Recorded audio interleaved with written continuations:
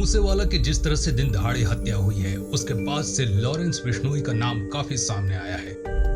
Lawrence Bishnoi इस समय Tihar jail में बंद है, लेकिन वो वहीं से अपने 700 शूटर्स को ऑर्डर दे देता है।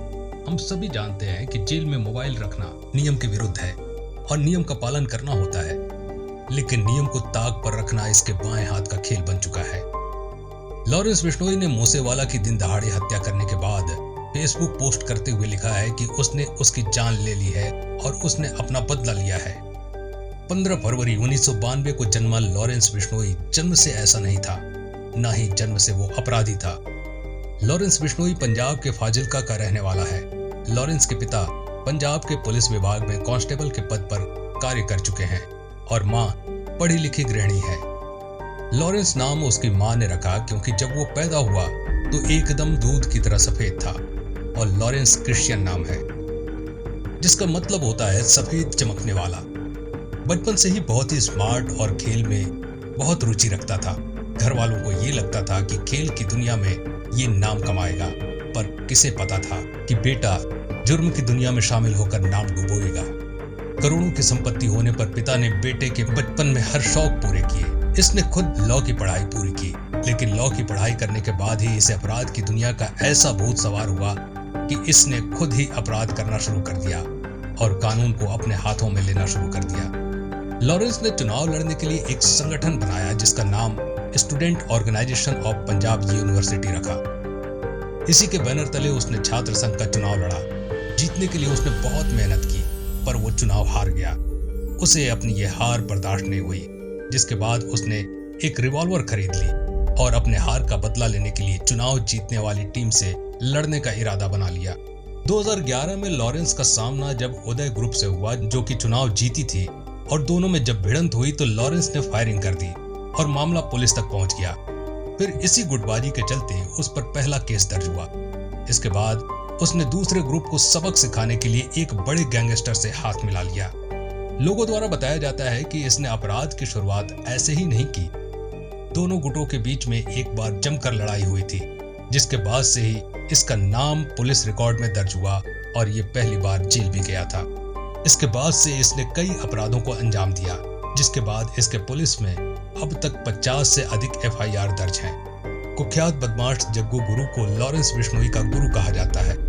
जग्गू पंजाब के भगवानपुर का रहने वाला है और देश के अमीर गैंगस्टर में इसका नाम शुमार है। ये भी तिहाड़ जेल में बंद है। अपने टाइम पर पंजाब की राजनीति और अपराध की दुनिया में जग्गू के नाम से ही कई काम हो जाते थे। कुछ साल पहले ये पकड़ा गया और उसके पास से लगभग 2 करोड़ रुपए के हथियार बरामद हुए। माना जाता है कि ये सब उसी के अनुसार करता है और उसके द्वारा सब कुछ सीखा हुआ है। आज उसने अपना ग्रुप इतना मजबूत कर लिया है कि वो किसी से नहीं डरता और उसने पंजाब के लोगों तक में अपनी दहशत बना ली है। लॉरेंस बिश्नोई ने एक बार सलमान खान को मारने की धमकी दी थी। एक शूटिंग के दौरान उसने सलमान को मारने के लिए अपने गुर्गों को बताया भी था, जिसके बाद सलमान के घर की रेकी भी की गई थी। लेकिन सलमान को मारने का ये प्लान उसका धरा का धरा रह गया। वो सलमान को नहीं मार पाया।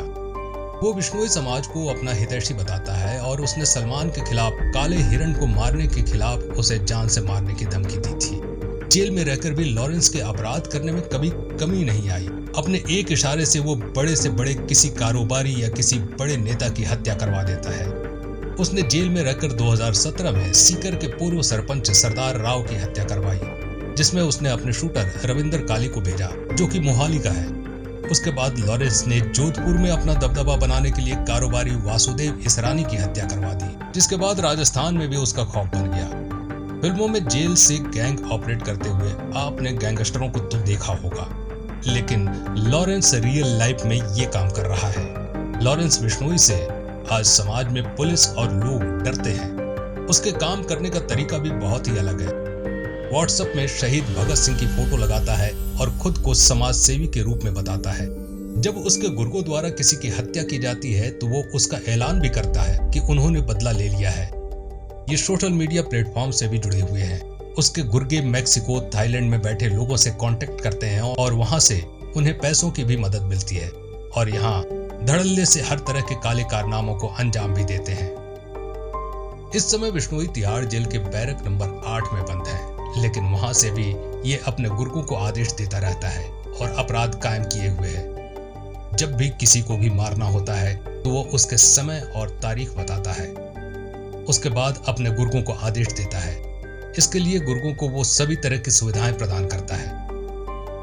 रिवॉल्वर रानी के नाम से मशहूर लेडी डॉन समेत कई ऐसे गैंगस्टर हैं जो लॉरेंस बिश्नोई के आदेश पर किसी का भी काम तमाम कर देते हैं। उसके लिए जेल में भी कई तरह की सुविधाएं उपलब्ध हैं। उसके लिए मोबाइल रखना तो एक आम बात है। जब 2021 में उसने जेल से ही वीडियो कॉल कर विक्रम और अल्फाज से बात की थी, उसके बाद काफी बवाल मचा था।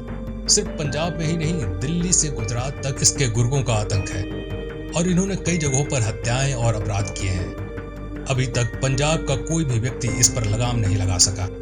इसलिए लोग अब आवाज उठा रहे हैं कि अब योगी आदित्यनाथ ही इस बदमाश पर लगाम लगा सकते हैं। जिस तरह से उन्होंने यूपी में अपराध कम किया है और माफियाओं की कमर तोड़ी है, उसी तरह से लोग चाहते हैं कि इस बदमाश की भी उसी तरह से कमर टूटे। कई लोगों ने मांग की है कि जिस तरह से उत्तर प्रदेश में गुंडा राज खत्म किया है, उसी तरह से पंजाब में भी वो इन माफियाओं और गुंडा राज को खत्म कर दे।